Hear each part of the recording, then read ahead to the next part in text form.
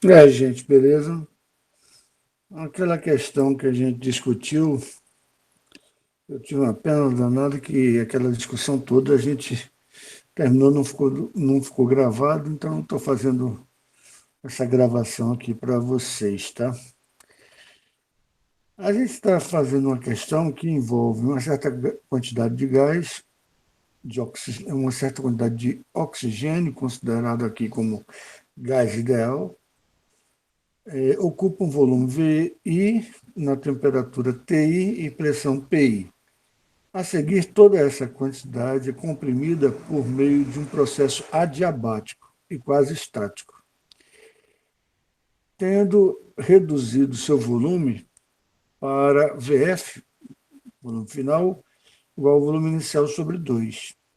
Indique qual o valor do trabalho realizado pelo gás. A grande questão aqui é que a gente está lidando com um gás que não é monatômico, e sim diatômico. Tá? Então, o calor molar a pressão constante e o calor molar a volume constante são diferentes do que é o a volume constante. Ou, desculpe, de um gás monatômico. Tá? Aqui, apenas lembrando, de um gás monatômico, você tem o seguinte: você tem a quantidade de energia a volume constante, é massa, calor específico a volume constante, variação de temperatura. A massa você pode colocar como sendo a volume constante, né? A massa você pode colocar como sendo o número de mols vezes a massa molar e o calor específico vezes variação de temperatura. E aqui você pode colocar, chamar essa massa vezes o calor específico de calor molar, ou capacidade molar, a volume constante. Tá? Bem, paralelamente, se você fizer a pressão constante, é a mesma coisa, massa, calor específico, a pressão constante, variação de temperatura, número de mols, massa molar, calor específico, a pressão constante, variação de temperatura, e calor, a pressão constante, vai ser número de mols vezes a capacidade térmica molar, o calor molar, a pressão constante e a variação de temperatura. Agora, vamos ver se a gente acha o valor da capacidade a volume constante e do calor molar, capacidade molar, a pressão constante. Tá? Nesse caso aqui, em todos os dois casos, a gente sabe que a variação de energia é a quantidade de calor menos o trabalho, em todos os dois casos. Né? A variação de energia é a quantidade de calor menos trabalho. Só que a volume constante, isso aqui é zero. Então, nós temos que V vai ser igual a ΔU. Ora, QV, aqui a gente tem N, CV, ΔT. E a energia é dada por 3 meios de NR ΔT. Você simplificando ΔT com ΔT e N com N, você tem que o calor a volume constante vai ser 3 meios de R, onde R é a constante dos gases perfeitos. Né? E esse caso aqui é o monatômico. Tá?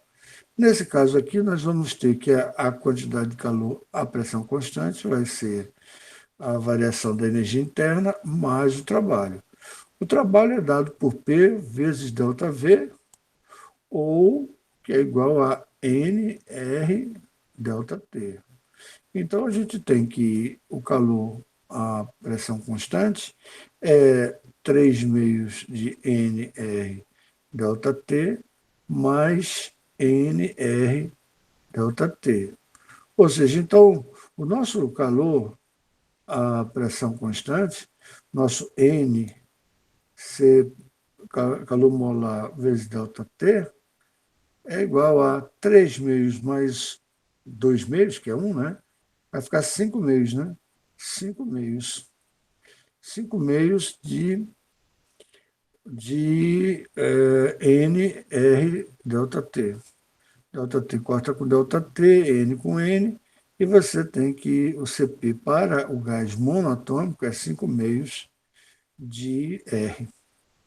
E aí você tem a relação de Mayer, que é CP menos CV é igual a R.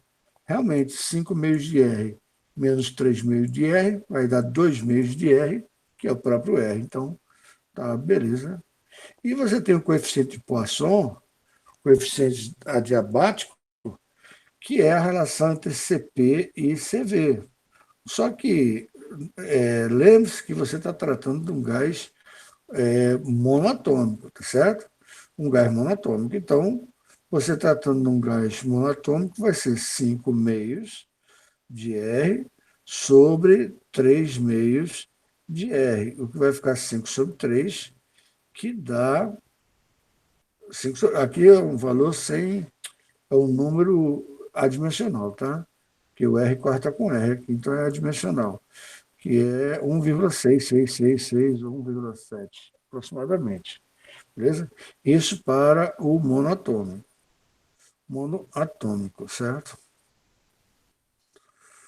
O grande problema desse problema aqui foi que, para calcular a pressão final, a relação entre a pressão inicial e a pressão final, numa transformação adiabática, você calcula como PI, VI elevado ao coeficiente adiabático, ou o expoente de Poisson, PF, VF elevado ao coeficiente de Poisson. Tá?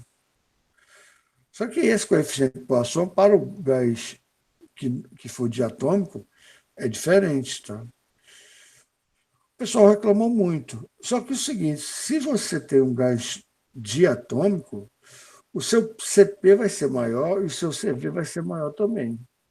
Por quê? Porque o gás diatômico, como o oxigênio, ele, além de ter a movimentação da energia cinética translacional, ele vai ter energia cinética rotacional e também vai ter a vibração da própria molécula, como se fosse uma mola, os dois átomos que estão unidos. Né? Então, quando você for esquentar, lembre-se, aqui é a capacidade térmica, a pressão constante, aqui é a capacidade térmica a volume constante. A capacidade térmica molar, né? A volume constante. Então, vai ser maior um pouco, tá? Você pode chutar um valor, um valor que é bem chutado, que é somar um termo aos dois, em cima e embaixo.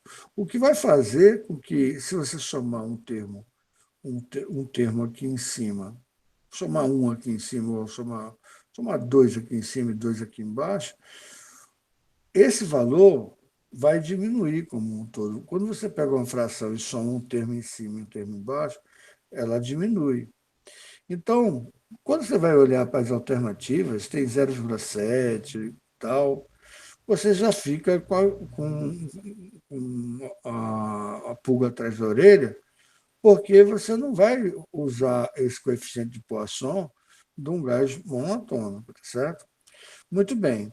Então, vamos ver uma estimativa boa para esse nosso coeficiente. O nosso calor a volume constante, que a gente calculou como 3 meios de NR delta T, e nosso calor a pressão constante, que a gente calculou como 5 meios de NR delta T, a gente pode somar para considerar a movimentação de rotação, a gente pode aumentar um pouco a energia nos dois, tá? E aqui é uma questão estatística, tá? Então não é exatamente preciso, e cada gás vai ter o seu gás, embora a modificação seja muito pequena, você pode vir para uma tabela, então você pode somar mais um fator aqui, um NRT, que seria o trabalho para rotacionar a molécula, um NRT, tá? Um NR delta T, que seria igual, né? Ou seja, no caso do gás a volume constante, você ficaria com 5 meios de nRT, delta T, desculpa. E aqui ficaria com 7 meios de NR delta T. Ou seja, seu coeficiente de Poisson, agora, seu CP sobre seu CV, veja, seu CP agora é 7 meios. Você basta fazer toda a conta que a gente fez ainda agora, né? E chegar no mesmo resultado, de R. Enquanto que a volume constante seria 5 meios de R, o que faria 7 sobre 5, que dá 1,4. Muito bem. Agora, vejamos um gráfico que envolva uma deixa eu ver, deixa eu pegar aqui, peraí. Deixa eu pegar aqui. Deixa eu pegar esse gráfico aqui. E verificar o seguinte: quando você tem um gráfico desse tipo aqui, você sabe que com a temperatura constante, quando a temperatura está constante, tá? Você sabe que PV sobre T é igual a NR. Né? Então, com a temperatura constante, esse cara todo, PV é constante. Então, aqui, na isoterma, vamos chamar de T1, a relação entre P antes e P depois é PI, VI, é igual a PF, VF. Isso sem problema. Tá? Agora, na adiabática, está modificando a temperatura, a pressão e o volume. E a relação, logicamente, envolve matemática do terceiro grau, ou seja, envolve integral, envolve logaritmo, etc. E tal. Então, a gente chega na relação que PI, VI é elevado ao coeficiente de Poisson, ou coeficiente adiabático, é igual a, deixa eu botar outra cor aqui, PF, deixa eu botar outra cor aqui, PF, né, VF elevado ao coeficiente de Poisson. Agora, para você calcular a área, veja o seguinte, essa área daqui, desculpa, gente, deixa eu voltar aqui. Para você calcular essa área, que é o trabalho embaixo de uma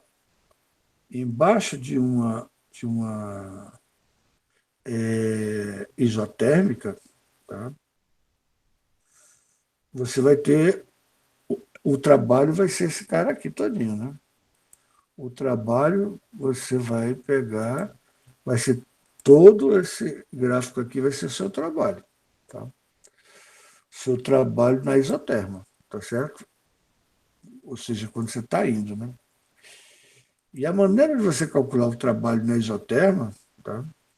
O trabalho na isoterma, você calcula como sendo o trabalho na isoterma vai ser igual a PI, VI, logaritmo de VF sobre VI. Tá? Isso também envolve uma equação de segundo grau. Desculpa, um terceiro grau. Envolve matemática nível superior, então a gente não vai fazer definição agora. Na parte adiabática, que vai de B até C, aqui a gente está falando de expansão, né? A maneira de você calcular, tá? Também utilizando matemática superior, então a gente não vai fazer a definição aqui, tá? Mas a gente vai dizer o quanto é que vale. O trabalho vai ser calculado por essa área aqui toda, tá? A gente está falando de expansão, tá? A questão de expansão ou contração é só uma questão de sinal, tá? Então, esse trabalho vai ser dado por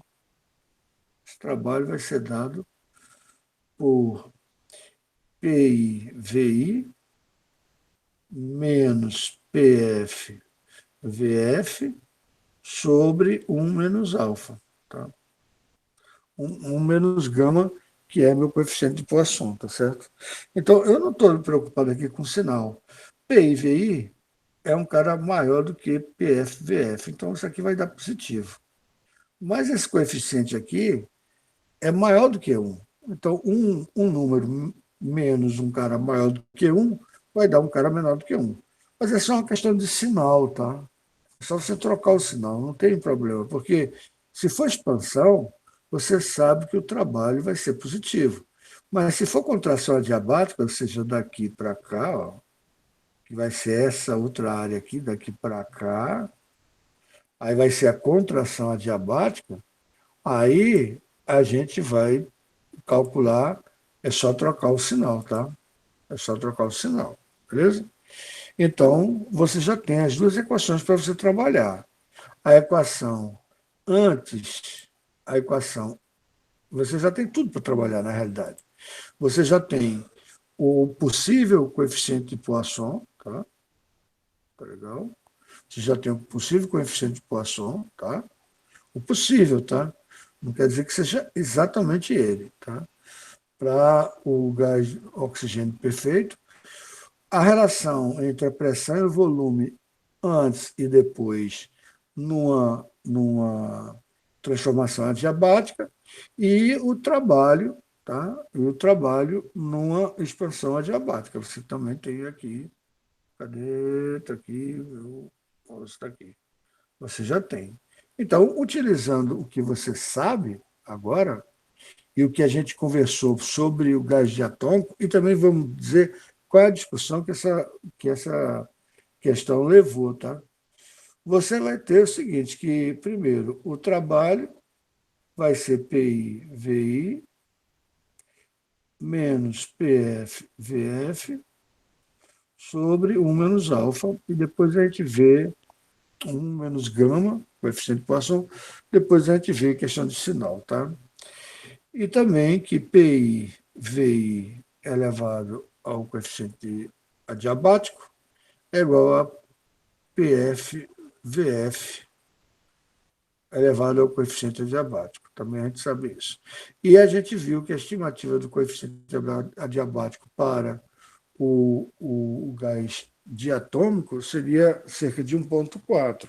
Mas isso foi chute, tá?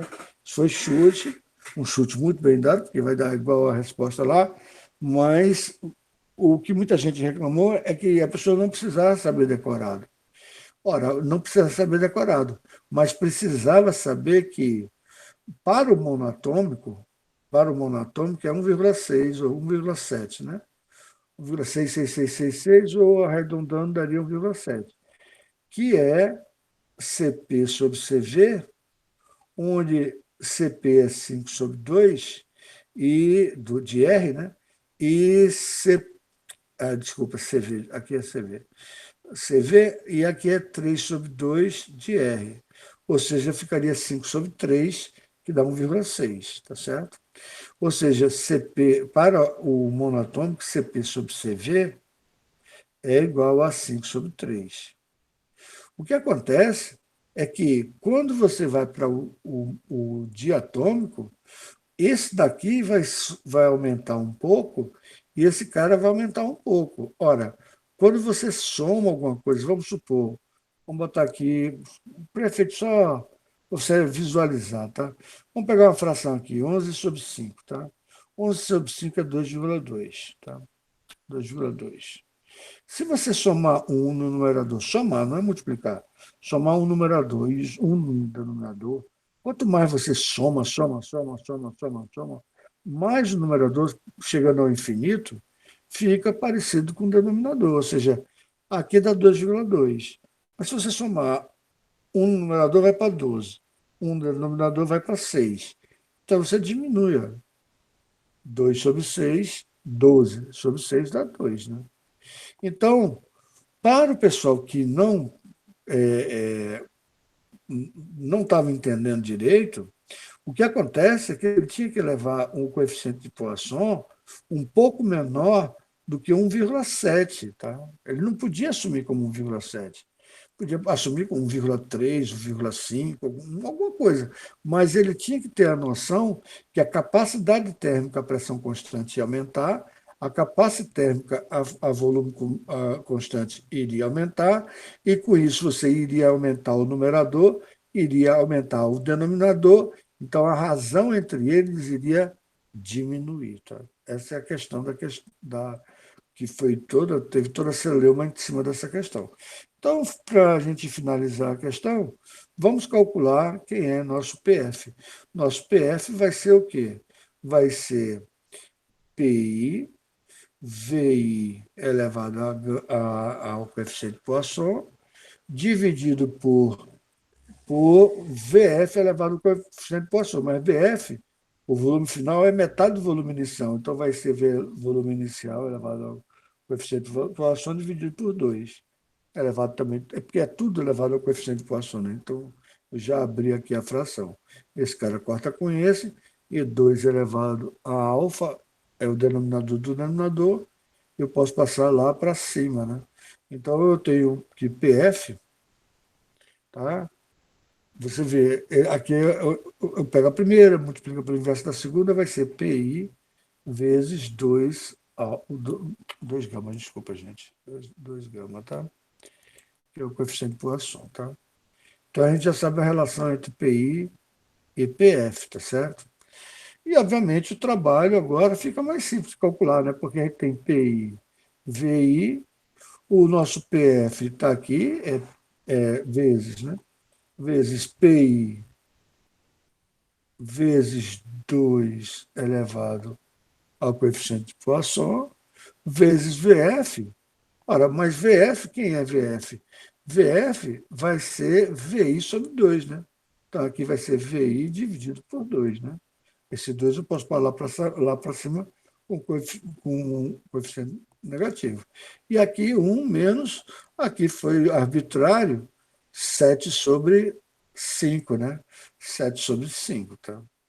Lógico, deu um número negativo aqui, mas é só a gente trocar. Se deu um número negativo aqui, nessa subtração aqui não é vezes não, desculpa, gente. Deixa eu retirar esse cara daqui. Aqui é menos, né? Desculpa, aqui é menos, tá? Aqui é menos, aqui não é vezes não, tá? Desculpa aí, tá, pessoal? Aqui é menos, né? Então, veja o seguinte, aqui eu vou ter que o trabalho vai ficar igual a... Veja, eu vou ficar 1 menos 7 sobre 2, vai ficar o quê? 2 sobre 2 menos 7 sobre 2 vai ficar menos 5 sobre 2. Menos 5 sobre 2 eu posso escrever como 5 sobre 2. 5 sobre 2, 5 sobre 2. É a mesma coisa de 2 sobre 5. Né? 2 sobre 5. E posso. Veja só, como eu troquei o sinal desse cara aqui, eu vou inverter as posições desses caras aqui, porque esse cara vai virar mais e aqui vai virar menos, né? Então, eu posso botar o PI, VI em evidência, e esse cara vai ficar 2 elevado a alfa vezes 2 elevado a menos 1. Então, eu repito a base e somos expoentes. Então, vai ficar 2 elevado a alfa menos 1 e menos PI, VI dividido por PI, VI vai ficar menos 1, tá certo? E se esse cara eu estou julgando que seja 1,4, essa conta vai ficar 0,4, ou seja, vai ficar 2 sobre 5, né? Vezes PI, VI, tá? Vezes 2 elevado a 0,4, tá certo? Menos 1, tá? Então, aqui é o trabalho como queremos demonstrar. Então, veja o seguinte, a reclamação toda foi porque a pessoa não tinha necessidade de decorar. Tudo bem, você não tinha necessidade de saber decorado, não. Mas tem uma coisa, você tinha que saber que a subtração de alfa, porque você chegou a alfa menos 1, alfa não, gama, né? O coeficiente de Poisson. O expoente desse 2 aqui ficou 2 elevado ao coeficiente de Poisson menos 1. Esse cara daqui não pode ser de 0,7. Por que não pode ser 0,7? Porque esse cara, você está dizendo que, se você disser que a subtração dá 0,7, significa que esse coeficiente de Poisson seria 1,7.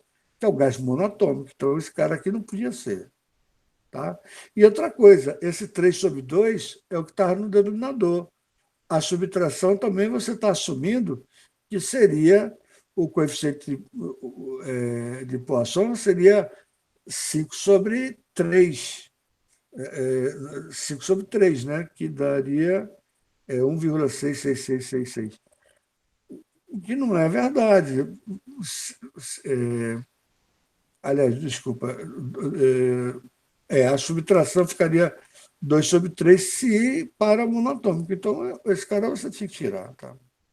Esse cara também você tinha que tirar, porque não é monatômico. Esse aqui o cara até acertou, mas aqui de jeito nenhum poderia ser. Vamos pular a C, que é a resposta. Esse cara não pode ser de jeito nenhum. O cara, em vez de subtrair o expoente, ele somou, tá vendo? Então, esse cara não pode ser de jeito nenhum, e esse daqui ele está analisando como monatômico, que não poderia ser de jeito nenhum. E esse cara ele também somou e não subtraiu o expoente de Poisson, o coeficiente diabático, né?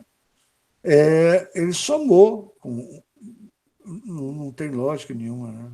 Aliás, ele nem somou. Se ele analisou como o coeficiente igual a 1,4, ele simplesmente colocou aqui, sem subtrair 1, que é o que a gente chegou na conclusão. Tá? Então, a única resposta possível seria a letra C, tá?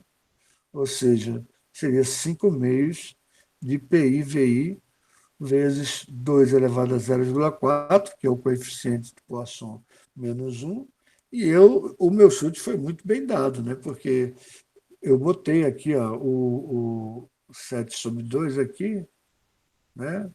O 7 sobre 2 dividido pelo 5 sobre 2, dividido pelo 5 sobre 2, né? Deu exatamente 1,4, tá certo? Mas isso daqui é uma questão estatística. O oxigênio considerado como um gás ideal, esse tipo aqui como está na questão, esse tipo de coisa, tá? Então, gente, eu espero que vocês tenham gostado dessa questão, tá? Eu vou botar um print e colocar no, no site lá de vocês, tá? Deixa eu botar um print aqui da solução para toda essa conversa e junto com o que for necessário. Então, até a próxima, gente. Valeu. Obrigado.